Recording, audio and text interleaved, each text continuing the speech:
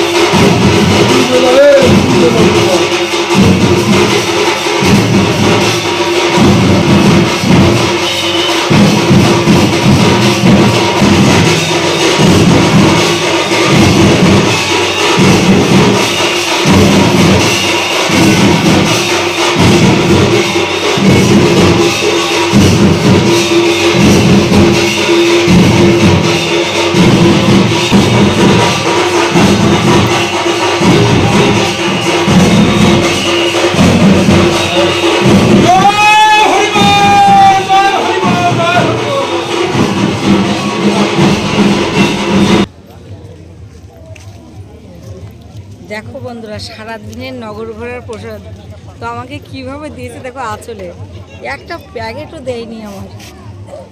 তো এখন কি করব, এই আঁচলে গিট বেঁধে বাড়ি নিয়ে যাচ্ছি। হবে একটা ক্যারি দাও। দেখো তোমরা একটু দেখে নাও, ক্যারি দিয়েছে, আমাকে ক্যারি দিয়েছে। দেখো দেখো তোমরা ক্যারি দিয়েছে, দেখো হ্যাঁ হ্যাঁ রে, আমাকে ক্যারি গরম না, কি করবো আঁচলেই বেঁধে নি। খিচুড়ি তো খেতে হবে। এই সরে দাঁড়াও, সবাই খিচুড়ি নিয়ে যাচ্ছে।